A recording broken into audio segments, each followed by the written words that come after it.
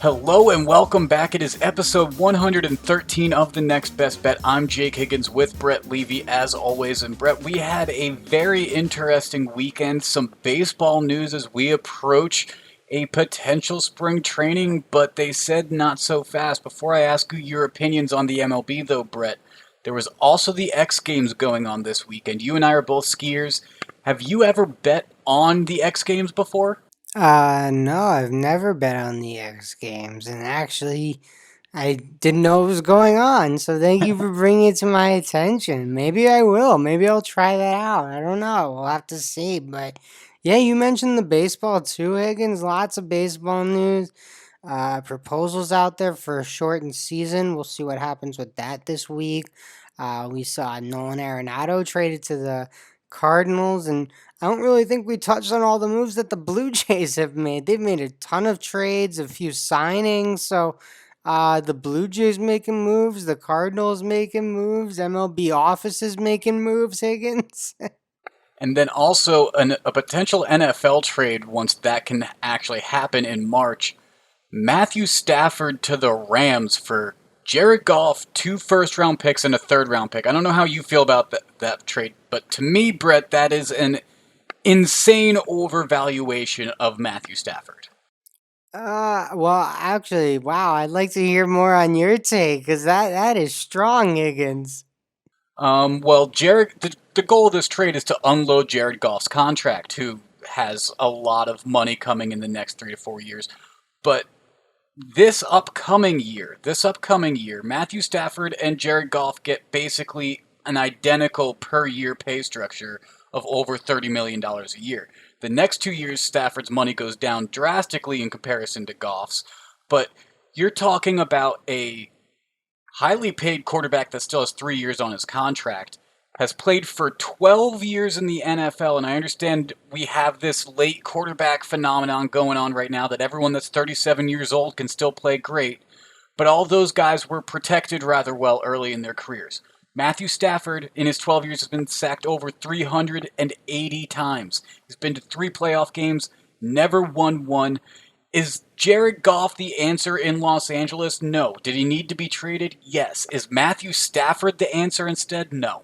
No, he's not. No. Okay, well, I don't know. We'll see how it goes. I don't particularly love the trade for the Rams either, but yeah, I don't feel as strong as you did. I love that you came out and you feel that way, Higgins. I'm more of a wait and see guy. So even with Hopkins, I was like, well, that doesn't seem great, but like, I don't know. They got to know more than me. Like, let me wait and see. And I was wrong. It was a bad trade, but I just always have that wait and see attitude because you have to assume that the people inside know a little bit more. And I know Detroit's GM just came from the Rams, so he has to feel comfortable with Goff to a certain level. But, generally speaking, Higgins, I'm with you. I think Detroit got the better of this deal. And then it'll be very interesting to see what this does to Deshaun Watson's valuation. I mean, there's also been rumors of him being on the move. He has a no trade clause, which hurts that value a little bit. He has to approve of that trade, but if Matthew Stafford's worth 2 first-round picks, a third, and a rather recently young first-round draft pick of a quarterback in Jared Goff, Watson's worth at least 4 first-round picks to me then. For first. Okay, fair enough. I'm with you. Deshaun's the better player, no doubt about it. So now the question is, do you trade all that or do you sign Prescott? Lots of questions, some very interesting NFL moves to get into, and there's going to be a lot of quarterbacks with some new jerseys on. I think it's time to move on from that, talk about the games we have a little quicker approaching, Brett. Before we do that, though, let's talk about how we did last episode, hindsight with Higgins. On the year in 2021, as we close out January, Brett, I went 21, 27, and 1, and I am just 2.15 units under breaking even so far, so I did okay this month. The back half of it hurt me a little bit. My pick of the pods continue to hurt me a little bit as we see the TCU Kansas over under did not hit. My hockey early in the season, though, that is going well for me. So I think I'm going to start looking a little more into the hockey, where that seems to be where I have a hot hand. There you go, Higgins. Yeah, I was a little cold in January. We got a little hotter towards the end of the month. Not great though, Higgins. So here's to a better February. We're just looking forward. We're hoping for a better February because we don't want to be 13-20 again. Well, there's a lot going on in February, including a Super Bowl. Lots of props to get in on with that. Lots of ways to bet that. Hopefully, that can help boost up our units for you. But we're going to talk about a way that you can actually bet on the Super Bowl in this week's Beginners Boulevard, and that is by the winning margin. So, when you're betting on the winning margin, you are offered an exact margin of either team that's going to win. So, for the Super Bowl, for example, you would pick Kansas City or Tampa Bay is going to win, and you would say it's going to be between 1 and 6 points for Kansas City, 7 and 12, 13 and 18. Brett, I haven't bet margins a ton, but this is something that I'm kind of eyeing for the Super Bowl. Yeah, I see you're a little interested in this, and it's a fun, different way to bet. You know what this reminds me of, Higgins? It's like similar in fights with like exact outcomes. Like Yes. it's very similar to that type of betting style. And obviously, there's more outcomes in a football game than just 1-6 or 7-12. But we do have some to look at early. There, it goes all the way up to 42. Higgins. I wasn't gonna list Kansas City plus 42's odds, or minus 42's odds. So we only went up to 18. That's a three possession game. Yes. I think that this is going to stay within one touchdown, though, Brett. So you're actually going to find me placing a bet on our Beginners Boulevard. I'm going to take half a unit on Kansas City 1-6 and half a unit on Tampa Bay 1-6. Kansas City's at plus 340, Tampa Bay's at plus 390, and I'm going to cover both sides of this because I think the line's pretty fair at -3, Brett. I think both of these teams are going to keep it down to the end, and it could be a late touchdown that decides this game. And if you look at Super Bowls past, there have been 16 Super Bowls that have been decided by 6 points or less. 10 of those have been since 2000. So with those odds, I like the value of the odds that the book's giving right now. So I'm going to play both sides of it right now. I'm not sure who I'm leaning on yet in terms of where I'm going to be with that spread at -3 for the Kansas City Chiefs and +3 for Tampa Bay. But I like the winning margin enough, and I like those odds enough that I think it's going to stay within a touchdown no matter who wins this game. Yeah, well, I hope you're right, Higgins, because I'd like a close game. That would be great. You mentioned the spreads -3.5, or excuse me, -3. The over under in this one's 56.5. Higgins, do you have any takes on that? I think it's gonna be high scoring, but 56 feels really high. 56.5 does feel pretty high. That's down a point from the opening line that was 57.5. It's the same over under that we had on last episode at 112. I would lean towards the over. Yeah, that's where I'm leaning. I think these offenses are gonna put up points. What concerns me a little bit again, Kansas City missing two tackles. That's big, I think. And Tampa Bay's got a pretty good pass rush, but it's crazy to think Patrick Mahomes won't be able to move the football. 56.5 though, so that's just over 8 touchdowns, or 8 touchdowns with 1 2-point conversion and every extra point made. That's hard to get to if Tom Brady or Patrick Mahomes throws an interception. If one of the running backs has a fumble and turns the ball over. Turnovers could be huge in an over-under that high, because if there's 1 or 2 turnovers per side, that under seems a lot more likely to me.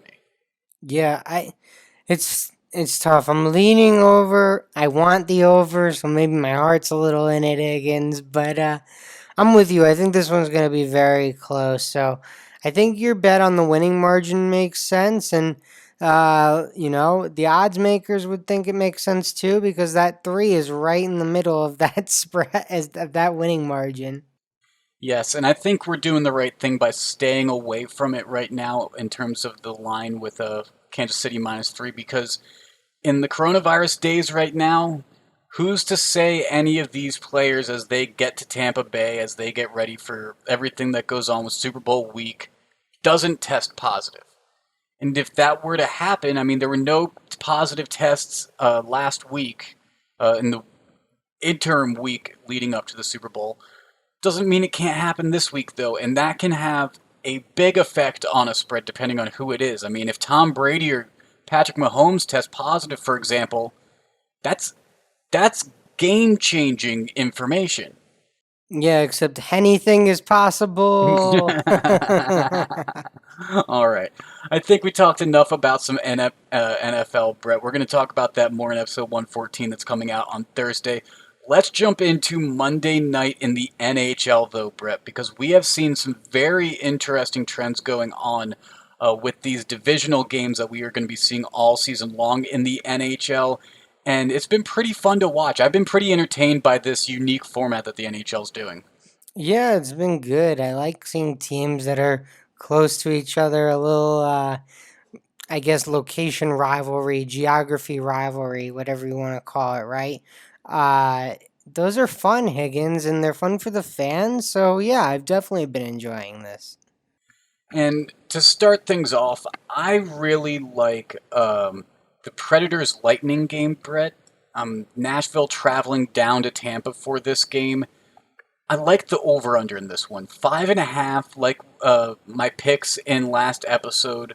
5.5 is a low over under in these days in the NHL, and even though this one doesn't necessarily have the same value that last episodes did, where this one's at -125, I still like over 5.5 because, well, first and foremost, these teams just played on Saturday and they scored 7 goals. So that right there, the recent history right there, tells me something. But you look at how these teams have performed.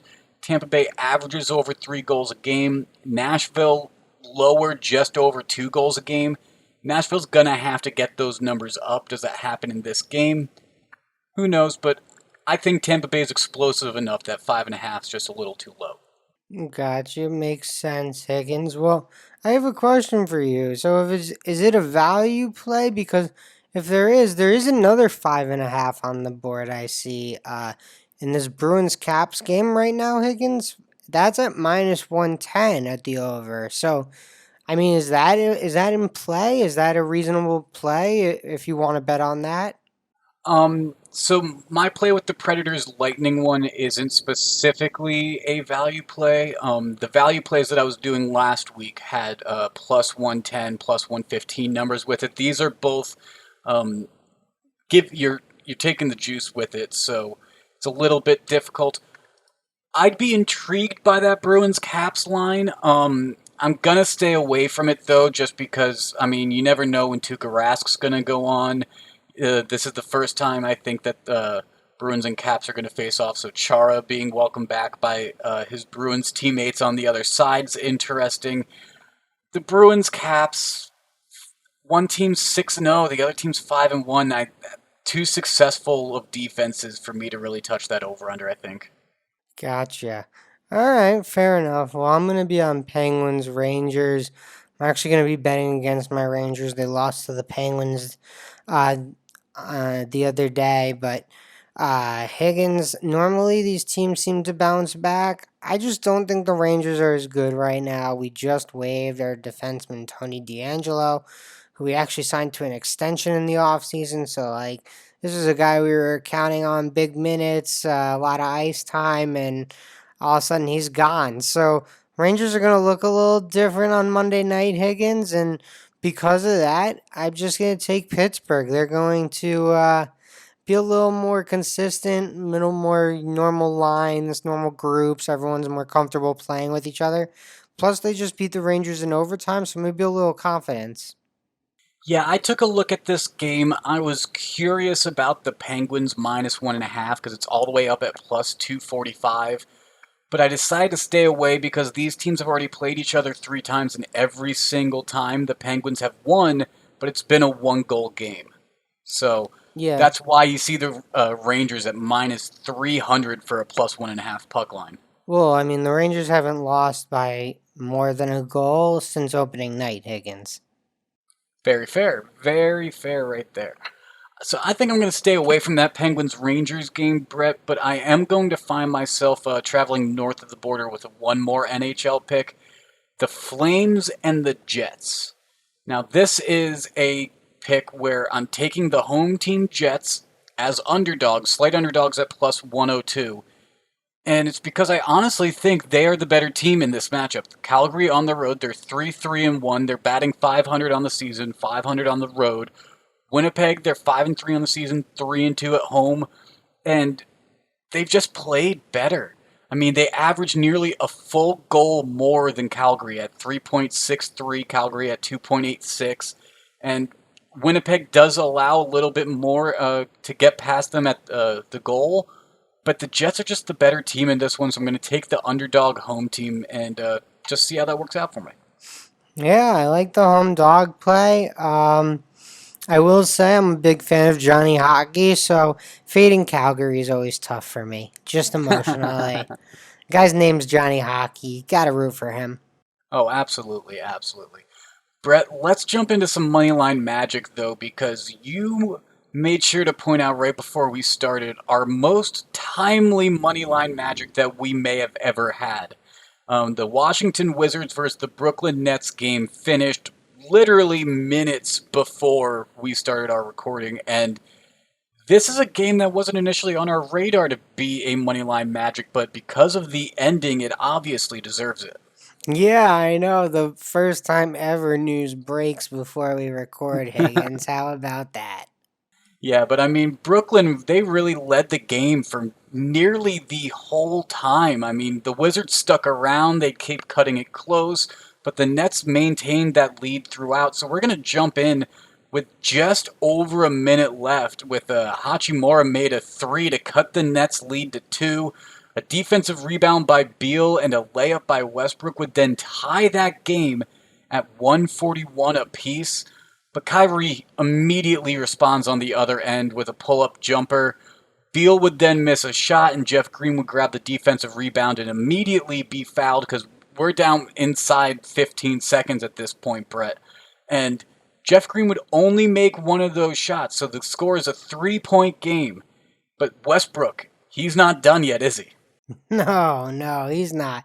There's still a lot more time in this game. Higgins. You said 15 seconds. We got a lot more to talk about. Yes. Westbrook misses a three, and Kyrie would get fouled. Kyrie makes both to extend the Nets' lead to 5 with just 12 seconds left. Bradley Beal then makes a quick three to cut that lead to 2 with 8 seconds left. And Brett, your boy, Joe Harris on the inbound, though, throws a bad pass, creates a steal opportunity for Garrison Matthews, who dishes the pass to Westbrook, drains a three-pointer, and the Wizards grab the lead. Talk about a clutch moment, or a clutch substitution, though, Brett, because Matthews would then be subbed right out after making that big play on defense. Isaac Bonga comes in the game, and Bonga grabs the clutch defensive rebound after a missed layup by the Nets. He dishes that out to Bradley Beal, who gets fouled, makes both of his free throws to help seal a 149 to 146 regulation victory. Yeah, I know. That's a high scoring game, Higgins. Yeah, I want to go back to the Beal three because that's a huge turning point in the game. A heady play by a great player, understanding time and score, pulling up for that quick contested three, makes it. Then you said Garrison Matthews, he makes a defensive play. He was subbed in on the free throws as an offensive sub, Higgins. He was subbed in for the offense. Joe Harris, I love you, Joe. He kind of panics underneath there, turns that ball over. Matthews makes a great play by finding Westbrook. Westbrook makes the clutch shot, like you said, Higgins. And that's why we're talking about it, because these were huge plays that the Wizards converted down the stretch. So this could have been a very interesting play, Brett, with it having the potential to be a rematch of Westbrook, Harden, and Durant meeting on the court, but Harden did not play. So we'll have to see what this is like down the road when those three finally do meet up. But 149 to 146 in regulation, this was a barn burner of an offensive affair. Yeah, just lots of score. I hope you took the over in this one, Higgins. This was an easy over right here. Absolutely, it's an easy over. And it's also fitting that it was two clutch defensive plays for the Wizards that won them this game in a offensive just shootout. So very interesting, but defense always matters, even in games like this where everyone seems to be making the shots. There you go. And defense wins, baby. And with that, a new year brings a new beginning. For all of my listeners that own a business, I want to tell you about FedEx Office. If you are just starting or have been running your company for generations, FedEx Offices gives you the best way to print marketing materials, posters, signage, graphics, and so much more. With FedEx, creating, editing, saving, and ordering are fast and easy. We are teaming up with FedEx and Podgo to bring our listeners 30% off your next order of $100 or more at podgo.co/FedEx. That's podgo.co/FedEx for 30% off your next order. FedEx, the world on time. And Brett, everyone in this pandemic right now has something on the way in the mail, it seems. I know I'm constantly waiting for packages. Definitely. Always need something to print too for work, Higgins, and I go to FedEx office to get that done. Absolutely. Let's jump into some NBA though, Brett. We just talked about a thrilling affair on Sunday night between the Wizards and the Nets. So we have a few lines for the games that are going to go on Monday. Which ones are your early favorites? Because we have more lines than we typically have the night before Monday action. Yeah, definitely more lines. Well, actually, the Timberwolves and the Cavs are playing on Sunday night, Higgins, but the spread is out for Monday, and Cleveland's a 5-point favorite. I kind of like that, but I'm not picking it because as we're talking about this game, a game is going on between these two teams. So injuries can happen, other things can happen. Not going to touch it right now. But Cleveland's healthier. Cleveland's playing well. Minnesota's struggling a little bit. Let me give a live score. Minnesota's actually up 102-94 on Sunday night. So I do like Cleveland to potentially bounce back on Monday as well. But again, I'm gonna wait for that game to finish before I really bet it. But in terms of a game I am on, Higgins, how about the Blazers and the Bucs? Dame Lillard versus Giannis Antetokounmpo. That interesting at all? Maybe a little bit. I think it's interesting enough. I mean, you draw Giannis out towards half court to try to block a shot late game. That's always interesting seeing Dame pull up from 40 and Giannis try to save the game with his defense and long stretch. Yeah, well, I think Dame Lillard can go off any night. And Milwaukee's struggled covering some of these spreads recently. So I'm going to take Portland plus 10.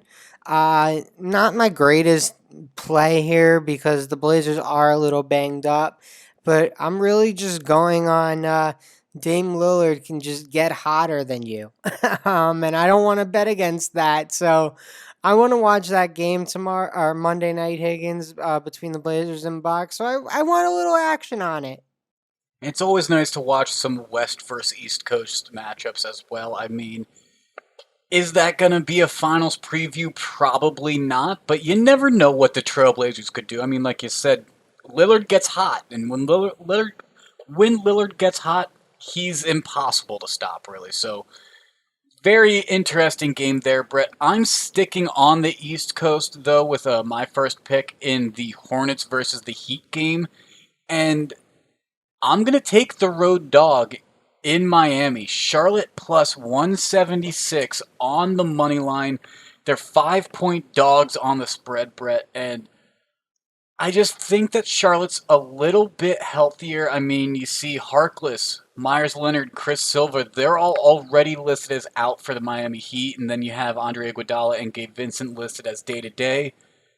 The Hornets, they only have Terry Rozier listed as day-to-day, so a little bit healthier. They just got some big wins against the Milwaukee Bucks and the Indiana Pacers. Meanwhile, the Miami Heat did win their most recent game against the Sacramento Kings, but they're 2-8 in their past 10 games. They're going to have to prove it a little bit more to me before I take them in a money line scenario like this. So give me the underdog that's played a slightly better and has beaten two quality teams recently. Yeah, I'm just gonna play devil's advocate here, Higgins, just so everyone has all the information and knows that Jimmy Butler has just come back from Miami, so I do expect them to improve. Now, when that's all gonna actually click, I don't know. You don't know, right? But so I think taking Charlotte, who has played competitive and has outperformed expectations at plus 176, that's a fair play. But I do expect Miami, you mentioned their record. I do expect them to get better now that Jimmy Butler is back on the court off of COVID protocol. And if you're not as bold as I, don't want to take the Hornets necessarily on the money line, want to go with the spread. Some numbers for you here. The Hornets are 10-9 against the spread this season. The Heat, they're 6-11-1, so they're not doing as well against the spread. Maybe if you're not as bold as I, the smarter play might be to just take the Hornets +5 and not have to worry about them winning the game overall. But again, like I said, the Heat being 2-8 in their past 10 games, they have to prove it a little bit more to me before I'm going to side with them in a game like this. And I think the Hornets, they're playing pretty well, so I'm going to be cheering for them in this one. Higgins, I think that's totally fair. I just wanted to point it out so everyone knew what may have contributed to a rough start for Miami. Also, Miami probably overachieved a little bit last year in the bubble, so there's a little bit of regression too. So, both sides. Absolutely, absolutely. Now, I'm going to also take a game on the West Coast. This game takes place in New Orleans, though, so it's not a true West Coast game, I guess you can say. But Sacramento Kings, they're traveling to New Orleans to face off against the Pelicans. And Brett, the Pelicans -3.5 just feels like the play here. I mean, the Kings, they're not great against the spread. They're 8-10 on the season, whereas the Pelicans, they're 7-10, so they're about the same. And the Kings, this is their last game of a road trip that featured games against Orlando, Toronto, which they both won, but most recently they just lost to Miami in a close game. Will they be motivated in their last of a 4-game stretch on the road to win against the Pelicans? I'm not so sure. So -3.5, that's not too big of a line for me. I keep seeing the Pelicans seem to have their chemistry and continue to increase with their new coach and with everything going on.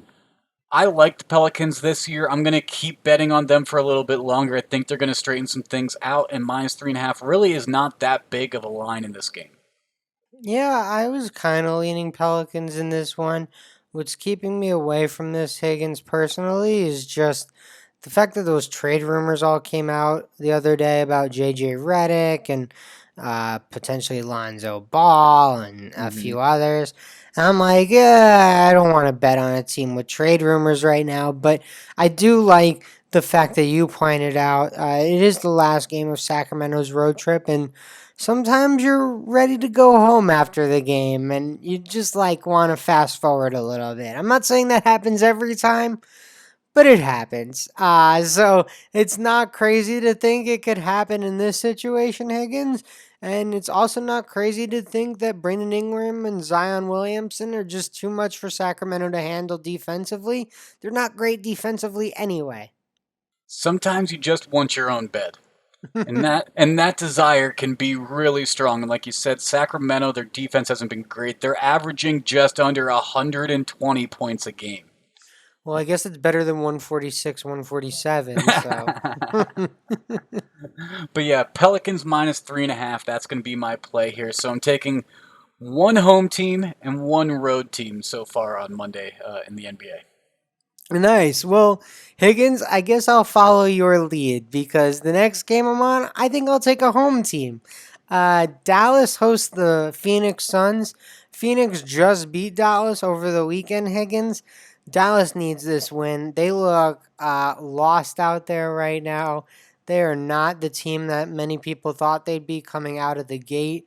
I think Seth Curry leaving has really hurt this team because the Sixers look great and Dallas is struggling. So clearly that's made an impact. But I think Dallas again. It's a game in January. I don't want or February, excuse me, but I don't want to call it a must-win game. But they need to come out and prove some of their doubters wrong because people are turning on this team, and this team's supposed to be contending with Luka Doncic, and right now they're towards the bottom in the standings. Higgins. Yeah, to be honest, the Mavs, they've burnt me a few times recently. So the proof's got to be in the pudding, I think, before I place another bet with the Mavs. I got to see them win. I got to see them cover a little bit. -1 at home. They should win at home, but Phoenix, they've been surprising a lot of people. They played well in the bubble, went 8-0 in the bubble, and they're showing that they like this young group of guys that they have, and they're trying to show off that they can do it again this year. Yeah, Phoenix is playing well, absolutely. And like we said, they just beat the Mavs over the weekend. So it's not crazy to think that Phoenix can come out and do it again. But I think Dallas is the motivated team in this one. And it's really, you're the home team, you're the motivated team, you need a win. Go get this win. Dallas absolutely should be the motivated team here. You are right, Brett. Let's move on to some college basketball, though, because there are some interesting games in that. We're going to stick in the ACC, though. The Georgia Tech Louisville game, Brett, I looked at this one a lot. It's a 2 p.m. start time on the East Coast. Very interesting when you have a top 25 matchup with an early start like that. And I just couldn't find myself on either side with it. I just couldn't. Yeah, I'd lean Louisville. I always like leaning Louisville and backing Chris Mack. I think he's a good coach. His teams are usually ready to play. Um, but I had no real edge here. Like, there's no like, oh, I think Louisville does this great against Georgia Tech, who doesn't do this well, or anything like that. So I just didn't really see a reason to bet this one, Higgins. And I'll go to the night game in the ACC between Duke and Miami. Yeah, just one more point about the Georgia Tech Louisville game that made me kind of stay off it. You look at their recent games, Georgia Tech most recently beat Florida State. That's who Louisville played 3 opponents ago and lost to. Louisville most recently lost to Clemson. That's someone that Georgia Tech very recently also beat. But you look at Georgia Tech's most recent losses were to Duke and Virginia. Louisville very recently beat Duke, but Louisville has not played Virginia yet. So just too much discrepancies in the data that I'm looking at with this in terms of making it kind of a toss-up for me that I had to stay away from that game. But Brett, you are right. Duke, Miami. I really like this game, and you and we're going to find ourselves on opposite sides of this one. Yeah, I like Duke a lot in this matchup. They look like they're going to be the Duke that we all expected kind of preseason. It took them a while to find themselves, Higgins, but over their last two games, they've started to emerge. And Miami's dealing with some turmoil. So I like Duke -9.5, even in the road spot with the extra juice here. I just think Duke's turning it on, and Miami had a player leave the program over the weekend. Their lineup's taking some hits. Yeah, I just don't love where Miami's at currently. I get that. I mean, I get that. It's not necessarily the favorite pick to go with Miami +9.5 here, like I'm doing. I'm fading you. I'm going the opposite way on this one.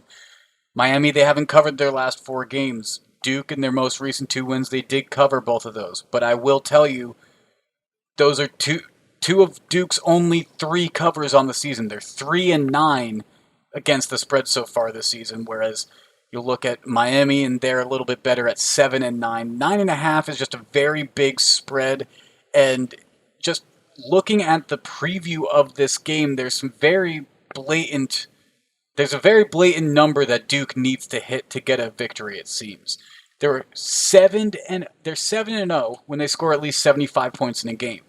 They're 0-5 when they score less than 73 points a game. So look at the stats. Miami averages 69 points against.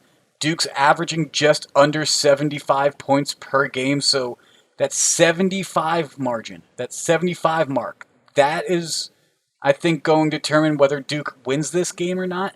And I think 9.5 is just too big of a spread for a team that's 3-9 against the spread. So even with Miami's drama, you're going to find me with the Hurricanes. You know what bothers me, Higgins, is that 75, and this is very Syracuse, so I'm sorry, I'm gonna go off on a tangent here, but it's taco time. 75's taco time. It's not Duke winning time. It's taco time at the Dome. Like they can't take that from us, Higgins. That's very true. That is very true. How dare they take 75 from us? Yes, for those that are unaware, if Syracuse scored 75 or more points in a game, that meant free tacos for anyone that had a ticket to that night's game. So it was very serious, very serious. Very, very serious business. Especially for some broke college kids that would like a free meal. Always nice to get a free taco, absolutely. But Brett, it'll be interesting to see how that game goes. You and I on opposite sides like we are. 3-9 against the spread, though. That number just jumps off the page to me more than anything. Yeah, I'm with you. That's a big number, but you mentioned what I mentioned. Duke has turned it on over their last 2 or 3 games. I say 3 games because I thought they played extremely well in that loss to Louisville. But uh, I think this is the Duke team we all expected. And again, not to take anything away from what Miami's been able to do this year, they've won in some tough situations. But I like where this Duke team's at. I don't love where this Miami team's at. And that's my play here. All right. Well, and with that, let's jump right into our Levy locks and pick of the pods. Brett, we've been honest about it. My pick of the pods have not had a ton of success. I'm 2-7 since the start of 2021. You're a bit better at 4-5 with your Levy locks. So even though both of us lost in episode 112, I think you get the honors. All right, I'll go quick, Higgins, since we just spoke about it. But Duke, Miami, I'm going to be on Duke, minus 9.5. Again, turmoil in Miami's program, just lost a player. He's going to transfer away from the program. So rotation changes. Guys have been healthy, injured, in and out of the lineup. Just too many things going on with Miami. Duke's playing well. I like Duke minus 9.5. All right, fair enough. We both know that I'm not on that same line as you. I'm on the opposite side with Miami. That's not going to be my pick of the pod, though. Mine is going to be the Winnipeg Jets money line. They're slight underdogs at home at plus 102. I really like that considering you look at the over-under being set at 6.5. That seems to think this is going to be a high-scoring game. That favors the Jets, who average 3.6 goals per game compared to Calgary, who averages 2.8. I think Winnipeg's offense is just a little too good for this Calgary team, and if they end up having their backup goalie, Rittich, in, that just helps the Jets. Rittich allowed 4 goals in his only game that he appeared in so far. Yeah, nice little nugget there, Higgins. Well, there you have it. Duke minus 9.5 is the Levy lock. Winnipeg Jets money line plus 102 at home. That's the pick of the pod for me. This has been episode 113 of the Next Best Bet. We'll have some picks before episode 14, though, so make sure to follow us on social media at Next Best Bet on Instagram, at NBB Pod on Twitter, and the Next Best Bet Facebook page and YouTube channels where we post clips from each of these episodes as well. This has been episode 113. Like I said, for Brett, I'm Jake. We'll talk to you again on Thursday.